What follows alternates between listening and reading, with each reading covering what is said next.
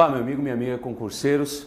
Vamos agora abordar um tema de direitos fundamentais. Vamos abordar um dos tópicos dentro desse grande e importante assunto que são os direitos fundamentais. Vamos estudar os direitos sociais. É óbvio, nós não podemos ver todos os direitos sociais uma tacada, não há tempo, nós não temos condições de fazê-lo, certo? Então vamos por partes, vamos abordar aqueles tópicos mais relevantes e eu faço os apontamentos que você precisa conhecer a fim de estudar o restante do conteúdo, ok? Então vamos rever, certo? Porque nós em algum momento já estudamos isso, ok? Vamos rever, vamos recapitular um pouco de como nós chegamos até aqui, ou qual o caminho perseguido. Em primeiro lugar, esse tópico está dentro do título 2 da Constituição Federal, que se chama dos Direitos e Garantias Fundamentais.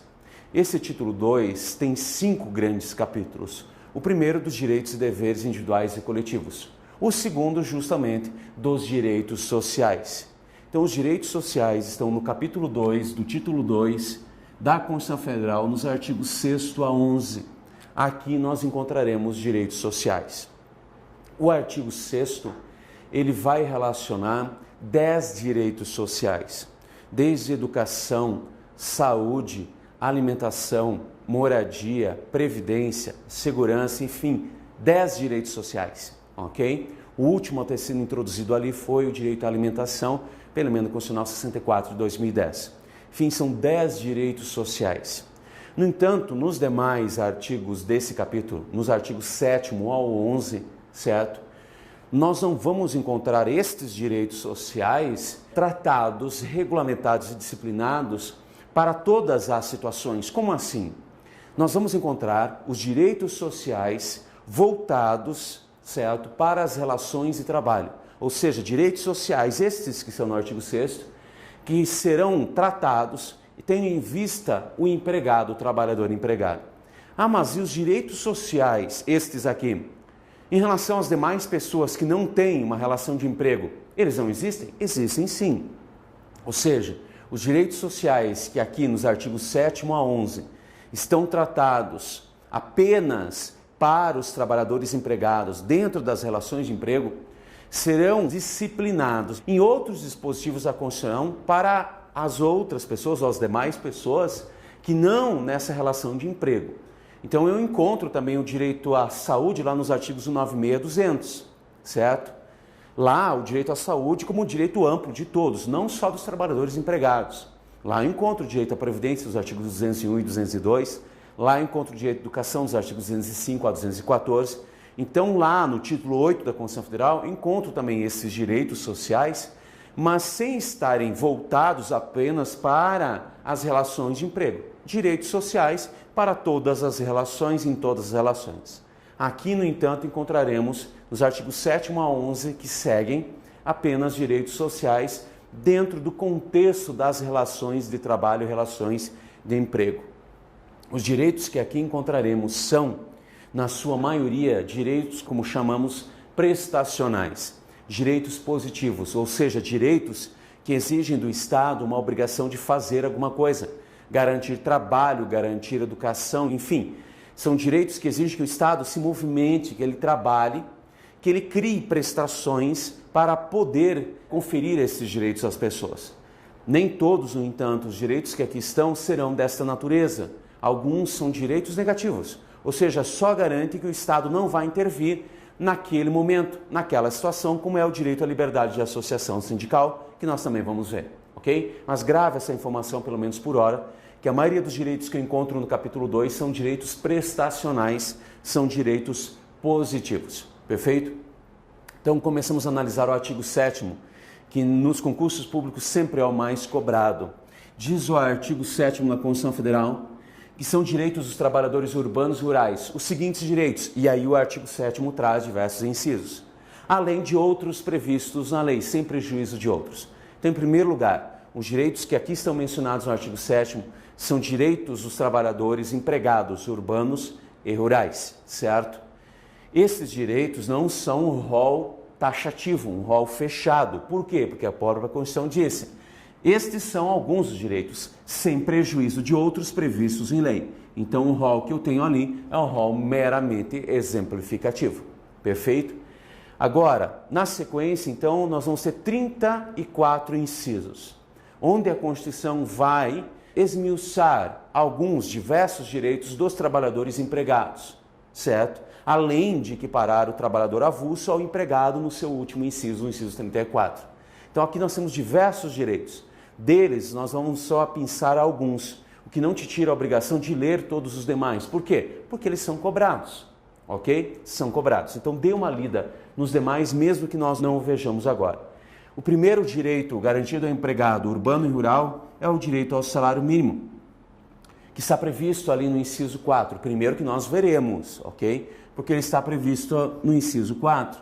Diz a Constituição Federal da garantia, então, de um salário mínimo, previsto em lei, nacionalmente unificado, capaz de atender às necessidades vitais básicas do trabalhador e de sua família, com educação, com lazer, enfim, todas as necessidades básicas que ele ali relaciona. O salário mínimo, ainda segundo diz no inciso 4, vai ter reajustes periódicos para garantir ou preservar o seu poder aquisitivo e ainda necessariamente não pode ser usado como um indexador de base de cálculo.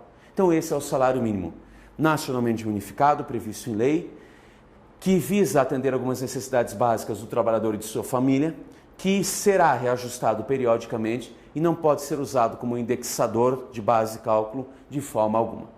Do tema salário mínimo, nós devemos extrair a primeira informação que provém do fato da edição da Lei 12.382 de 2011.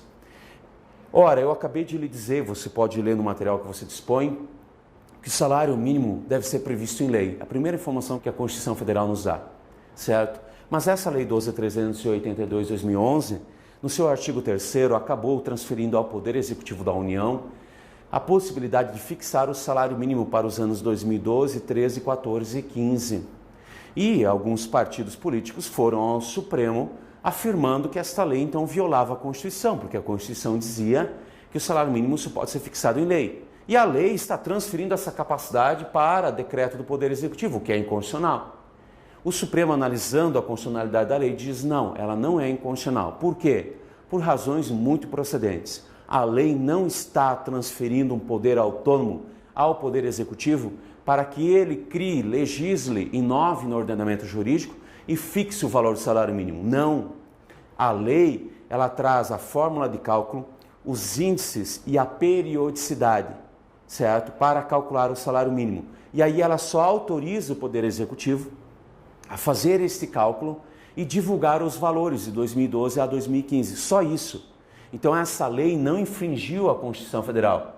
Ela não transferiu o poder para criar o salário mínimo ao Poder Executivo, de forma alguma. Apenas o autorizou a calcular matematicamente o valor com base nos requisitos que ela já trouxe.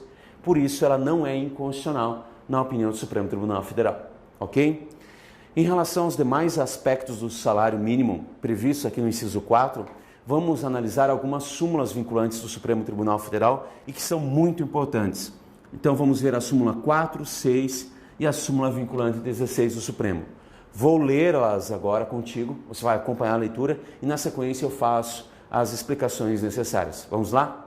Súmula vinculante 4. Salvo nos casos previstos na Constituição, o salário mínimo não pode ser usado como indexador de base de cálculo de vantagem de servidor público ou de empregado, nem ser substituído por decisão judicial. Súmula vinculante 6. Não viola a Constituição o estabelecimento de remuneração inferior ao salário mínimo para as praças prestadoras do serviço militar inicial. Súmula vinculante 16. Os artigos 7º, inciso 4 e 39, parágrafo 3º da Constituição refere-se ao total da remuneração percebida pelo servidor público. Então, em primeiro lugar, a partir da leitura da súmula vinculante 4, o que nós extraímos dali, uma informação que, como eu disse, já está no inciso 4 do artigo 7º. O salário mínimo não pode ser usado como indexador, como base de cálculo para calcular qualquer vantagem, inclusive de servidor público. Por que a Constituição proíbe o uso do salário mínimo como esta base de cálculo de uma forma geral, ou como indexador? Ela proíbe essa utilização para evitar o que se chama de efeito cascata. Como assim? Se não houvesse essa proibição, provavelmente, não quer dizer que seria, mas provavelmente todos os contratos, ou a maioria dos contratos de aluguel, os preços dos alimentos, o preço da educação, do transporte, provavelmente seria vinculado aos reajustes dados ao salário mínimo. certo? E isso prenderia o poder público. Por quê? Porque ele estaria impedido ou bem restringido no que diz respeito à possibilidade de dar novos reajustes. Hoje a gente diz que o salário mínimo não consegue atingir todos os objetivos a que ele se destina com as necessidades do trabalhador. Mas vamos imaginar então que o poder público resolva um belo dia reajustar em 500% o salário mínimo, garantindo então um valor real que possa permitir ao empregado que ele busque todos aqueles objetivos a que o salário mínimo se destina. Se não houvesse essa proibição, no dia que esse reajuste milagroso acontecesse, todos os contratos seriam reajustados no mesmo percentual. Aí o aluguel seria reajustado em 500%, o transporte em 500%, a alimentação em 500%, e o reajuste real dado o salário mínimo cairia por terra. É para evitar esse efeito cascata que se proíbe a vinculação do salário mínimo para qualquer fim, inclusive como forma de calcular vencimentos, parcelas remuneratórias, seja de empregado, seja de servidor. Perfeito? Na sequência, a súmula vinculante 6 diz que aquilo que os praças prestadores do serviço militar inicial recebem não é salário. Por isso, não fica limitado, não precisa respeitar o piso que a Constituição Federal estabelece. Segundo o Supremo, na análise desta questão, quem presta o serviço militar inicial não está numa relação de trabalho, de emprego, certo? Está prestando um munus público, ou seja, uma atividade muito importante para a nação, que não é um trabalho, não se caracteriza como uma relação de trabalho. Por isso, aquilo que ele recebe das Forças Armadas não pode ser salário, é mais uma ajuda de custo. E por isso, já que não é salário, não precisa ser pelo menos igual ao salário mínimo, pode ser inferior. É basicamente isso que diz a súmula vinculante 6. A súmula 16 agora vai tratar de uma questão bem mais interessante. Ela vai dizer que o servidor público, que também tem a garantia do salário mínimo, porque o artigo 39, parágrafo 3º, estende essa garantia ao servidor público, certo? Não deve olhar só para o seu vencimento básico ou vencimento inicial para saber se a administração está respeitando a garantia do salário mínimo. Como assim? O servidor que recebe, que tem como contraprestação a remuneração, ele recebe geralmente um vencimento inicial chamado de vencimento básico, certo? E ao longo da sua carreira recebe outras parcelas adicionais, gratificações de uma forma geral, certo? Como a Constituição permite ou estende esse direito do salário mínimo ao servidor, a pergunta era, para verificar se o poder público estava respeitando a garantia do salário mínimo, a gente deveria olhar para o vencimento básico só ou para toda a remuneração, que é chamado vencimentos no plural? E aí o Supremo vem e diz, para verificar se o poder público está respeitando a garantia do salário mínimo, não posso olhar só para o vencimento básico. Tem que olhar para o vencimento básico, mas todas as parcelas adicionais e gratificações. Se toda a remuneração é pelo menos igual ou maior que um salário mínimo, aí estamos respeitando a garantia do salário mínimo. Perfeito? Então, basicamente é isso que diz a súmula vinculante 16. Saindo da garantia do salário mínimo, vamos ao direito de ação que a Constituição Federal assegura no inciso 29, dizendo que é direito do trabalhador empregado urbano e rural o direito de ação em relação aos créditos trabalhistas, com prazo prescricional de 5 anos no curso do contrato e de 2 anos a partir do momento que o contrato termina. Então, qual é o direito que se está assegurando aqui? O famoso direito de ação, certo? Só que esse direito não é eterno, então existe um prazo para exercer esse direito de ação. E é esse o problema nas provas, as pessoas não sabem explicar como 2 prazos prescricionais atuam em conjunto. Porque a Constituição diz que o prazo é de 5 anos, enquanto o contrato está vigindo, e de 2 a partir do momento que o contrato termina, certo? Em primeiro lugar, antes de fazer a explicação, a partir de que momento começa a contar o prazo prescricional em relação a uma parcela trabalhista de um direito trabalhista? A partir do momento que ele deveria ter sido pago e não foi. Então, a partir do momento em que você deveria ter recebido a parcela e não recebeu, a partir daquele momento você começa a contar o prazo prescricional, ok?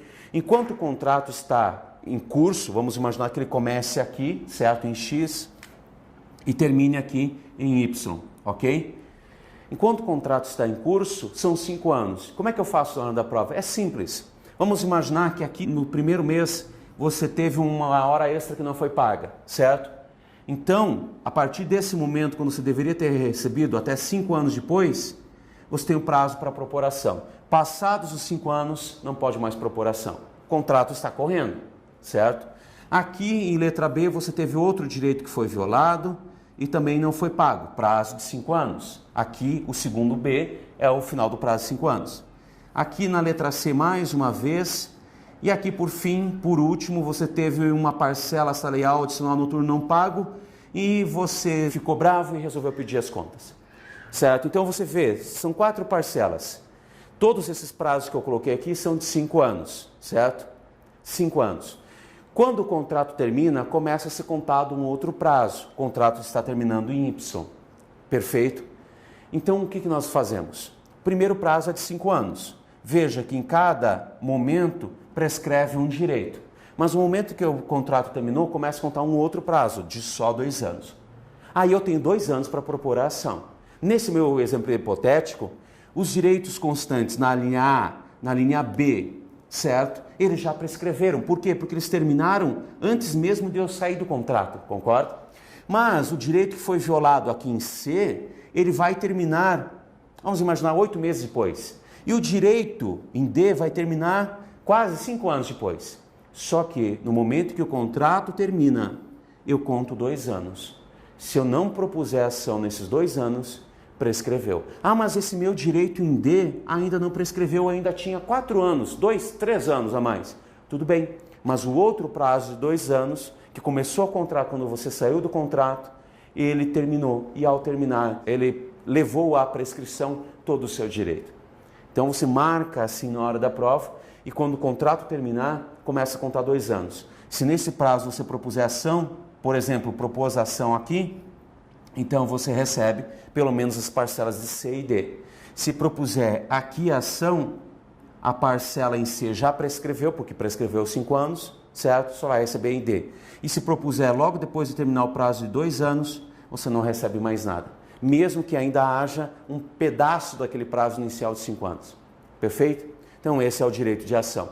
Na sequência vamos ver uma previsão que trata da proteção do trabalho do menor. Por mais que a Constituição traga uma proibição, você tem que ver ali um direito, certo? O inciso 33 vai dizer, falando da proteção ao trabalho do menor como um direito dele, que é proibido qualquer trabalho noturno, perigoso e insalubre a menores de 18 anos, certo? E ainda diz o dispositivo que é vedado o trabalho com menos de 16, salvo na condição de aprendiz a partir dos 14 anos. Então são 2 regras que eu tenho que extrair dali, 2 regras. A primeira, de que é proibido o trabalho noturno, perigoso e insalubre a todas as pessoas com menos de 18 anos. Com 18 anos completos dali em diante, é permitido o trabalho noturno, perigoso e insalubre. Mas a pessoas com menos de 18 anos, não importa o tipo de contrato, se é de aprendizagem ou não se pode trabalhar nessas condições, ok?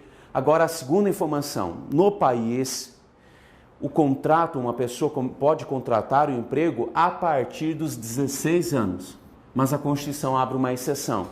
É possível, no entanto, trabalhar antes, a partir dos 14, certo? Desde que dos 14 aos 16 o contrato seja de aprendizagem, ok? E dos 16 em diante, posso firmar qualquer contrato, certo? Então são 2 regras, e essa segunda diz que no Brasil, certo? O ideal é que a pessoa só comece a trabalhar com 16, mas ela pode vir a trabalhar antes, a partir dos 14, desde que o contrato que ela firme seja de aprendizagem. Qualquer outro contrato não pode ser firmado nesse período. E a partir dos 16 anos você pode firmar qualquer tipo de contrato, desde que, óbvio, até os 18 anos, você não trabalha em atividade noturna perigosa ou insalubre. Essa é uma regra de proteção ao trabalho do menor, previstas principalmente, regulamentadas principalmente na CLT, ok? E agora, uma pequena observação relacionada ao trabalhador doméstico. Esse tema que se apresenta muito próspero para as provas, ok? O artigo 7º, parágrafo único, até recentemente trazia um rol de direitos dos trabalhadores domésticos que era bem restrito em relação aos demais empregados urbanos e rurais, certo? O que é o trabalhador doméstico em primeiro lugar? Na nossa cabeça, quando a gente fala em empregado doméstico, a primeira visão que nós temos é de uma mulher que presta serviços de limpeza, ou seja, ela limpa, ela passa, ela cozinha, ela cuida da casa. Este é um trabalhador doméstico? É o mais clássico. Mas trabalhador doméstico é todo aquele que trabalha na residência de uma pessoa, na residência, nunca fora, certo? Contratado por pessoa ou família em atividades sem fins lucrativos. Qualquer um, jardineiro, motorista particular, mordomo, governanta, um médico que você contratou para cuidar do seu pai na sua casa, perfeito? A enfermeira que você contratou para cuidar da sua avó, do seu avô na sua casa. Todos esses, se têm esses requisitos, são considerados trabalhadores domésticos.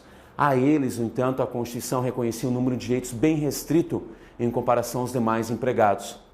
Só com a Emenda Constitucional 72 de abril de 2013 é que isso começa a ser resolvido, digamos assim.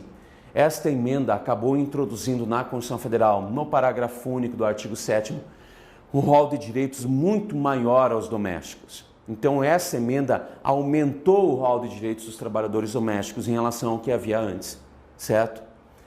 Quais são os novos direitos? Enfim, uma série de direitos, desde o direito ao controle de jornada e aí, consequentemente, as horas extras, aos intervalos, intra e interjornada, enfim, uma série de direitos que você vai ter que ter o esforço de ler inciso por inciso desses que a Constituição agora estende aos domésticos.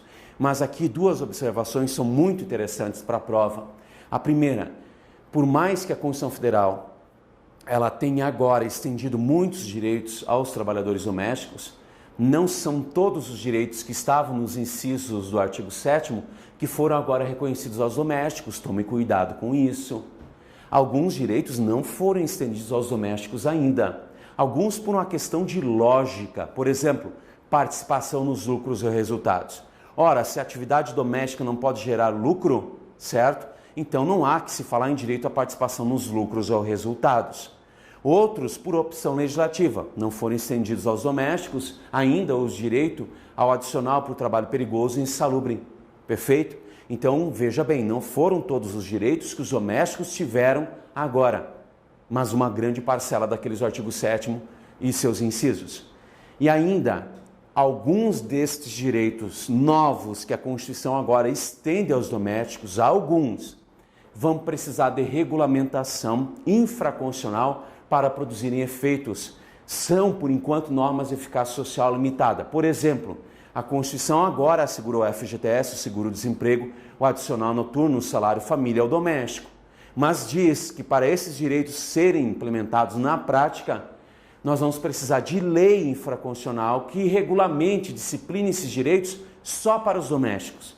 Então essas novas normas que você tem aí no material são normas de eficácia social limitada. Estas, não todas as novas. Perfeito? Então presta atenção nisso, nessa extensão dos direitos aos domésticos. Assim nós encerramos o artigo 7º. Tenho que ler todos os dispositivos que são ali? É óbvio que tenho. Preciso ser um expert na matéria? Só se for fazer concurso para os tribunais do trabalho. E ainda assim, basta ler com muita atenção os dispositivos, ok? Agora vamos passar adiante. Nos artigos 8º, 9º, 10º, 11º, o que eu vou encontrar são direitos coletivos dos trabalhadores. Basicamente, direitos coletivos dos trabalhadores. Desses direitos, vou citar apenas o artigo 8º e o artigo 9º. O artigo 8º trata do direito à liberdade de associação profissional e sindical. Então, esse artigo garante, em primeiro lugar, dois direitos. O direito dos trabalhadores em se associarem profissionalmente em entidades profissionais e entidades sindicais. Diz a Constituição Federal, ali no inciso 1, que é livre a criação de sindicatos, que a lei não pode exigir a autorização do Estado para a criação de sindicatos, e tampouco vai permitir a interferência na administração dos sindicatos. Então, os sindicatos são livres para serem criados, certo? A lei não pode exigir qualquer autorização do Estado para isso, e também não pode permitir que o Estado intervenha na administração dos sindicatos. A única exigência que se faz é que o sindicato seja registrado em repartição competente, no caso, o Ministério do Trabalho e Emprego. Por quê? Para preservar uma limitação que vem no inciso 2, que só pode haver um sindicato por base territorial, a conhecida a unicidade sindical. Perfeito? Ainda, a Constituição, dentre outras disposições, assegura aos sindicatos a possibilidade de representar, na verdade, a substituir os seus associados em questões judiciais ou extrajudiciais, Isso é o que se chama de substituição processual. Aqui nós não temos uma mera representação, mas uma substituição em que o sindicato vai buscar os interesses na justiça ou até mesmo em esfera administrativa, os direitos dos seus associados, dos seus representados. A Constituição ainda diz que por mais que seja livre a criação de associações, a liberdade de criação de associações sindicais e sindicatos, o direito de associação individual será preservado. Como assim? Ninguém é obrigado a filiar-se e mesmo que esteja afiliado, a permanecer associado. Todo mundo pode escolher se associar ou não se associar e mesmo estando associado, deixar de ser associado. Isso é o direito à liberdade de associação individual negativo. Estas são algumas previsões que constam ali do artigo 8º, certo? Leia todo ele com calma, com bastante atenção, porque mais do que a redação do dispositivo é muito difícil cair, a não ser que você vá fazer um concurso para juiz, promotor, procurador. Enfim, tirando esses casos, a questão é muito simples de ser entendida. E para finalizar, o artigo 9º vai garantir aos trabalhadores o direito de greve. Aos trabalhadores. Os empregadores não têm direito de greve, só os trabalhadores. E o artigo 9º diz que é direito dos trabalhadores escolher o momento e quais os interesses vão defender por meio da greve. O exercício do direito de greve, no entanto, depende do atendimento das condições estabelecidas na Lei 7783 de 1989, que regulamenta o direito de greve. Perfeito? Visto esse pequeno conteúdo de direitos sociais, vamos a algumas questões para fixar o conteúdo. Ok? Vamos lá. Vamos ler a primeira questão. No que concerne aos direitos dos trabalhadores urbanos e rurais, a Constituição Federal, letra A, proíbe o exercício de trabalho insalubre pelo trabalhador com até 18 anos de idade. Letra B, admite que sejam estabelecidas determinadas distinções entre o trabalho manual, o técnico e o intelectual. Letra C, estabelece igualdade de direitos entre o trabalhador com vínculo empregatício permanente e o trabalhador avulso. Letra D, prevê a irredutibilidade salarial absoluta. Letra E, assegura assistência gratuita aos filhos e dependentes do trabalhador desde o nascimento até aos 6 anos de idade em creches e pré-escolas. Nessa questão buscamos a opção correta. A letra A está incorreta, tome cuidado. O artigo 7º, inciso 33 da Constituição proíbe o trabalho noturno perigoso e insalubre do menor de 18 anos. Por isso a letra A está errada. Não é proibido o trabalho noturno perigoso e insalubre para quem já tem 18 anos. E a questão diz pessoa com até 18 anos. Ora, quem já tem 18 anos pode trabalhar em atividades noturnas, perigosas ou insalubres. É o menor de 18 anos que não pode. Então a letra A está errada, artigo 7º, inciso 33 da Constituição Federal. A letra B também está errada, porque o artigo 7º, inciso 32 da Constituição Federal, 32, não admite qualquer discriminação em relação ao trabalho manual, técnico, certo, ou intelectual. Então não é admitido qualquer discriminação em relação à natureza do trabalho. Artigo 7º, inciso 32 da Constituição Federal. Vamos ao próximo item. A letra C é a opção correta. Por quê? Porque o artigo 7º, inciso 34, equipara em direitos o trabalhador avulso ao empregado com vínculo permanente. Quem é o avulso? É um trabalhador eventual, não é um empregado. Mas ele foi equiparado em direitos ao empregado, ok? É uma opção feita à época da Constituição Federal. Então a letra C está certa, artigo 7º, inciso 34 da Constituição Federal. A letra D está errada por quê? Porque o artigo 7º, inciso 6, apesar de garantir a irredutibilidade salarial, não diz que ela é absoluta. Absoluta no sentido de não prever nenhuma exceção. Está garantido na Constituição Federal a irredutibilidade salarial, salvo o previsto em norma coletiva, convenção coletiva normalmente.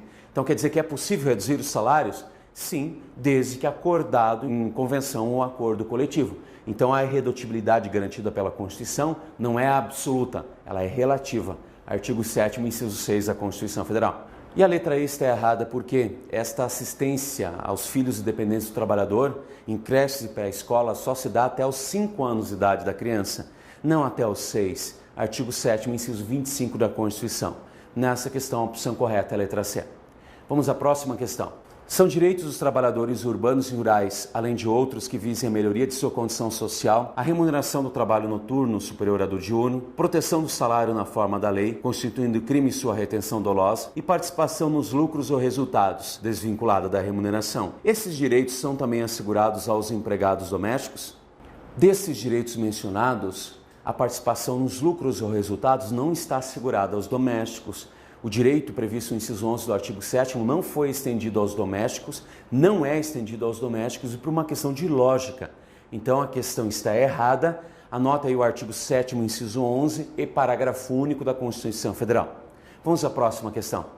Apesar de livre a associação sindical, o aposentado filiado não tem direito de ser votado nas organizações sindicais por não fazer mais parte da categoria. Está errada a questão. O artigo 8º, inciso 7 da Constituição Federal diz que o aposentado, mesmo não fazendo parte mais da categoria, porque ele está aposentado, desde que esteja filiado à entidade sindical, a ele é sim garantido o direito de votar e ser votado. Então, questão errada, anote o artigo 8º, inciso 7 da Constituição. E agora revise a matéria, refaça as questões e anote principalmente o fundamento de tudo para essas questões e as demais que você venha a realizar. E muito boa sorte para você no concurso.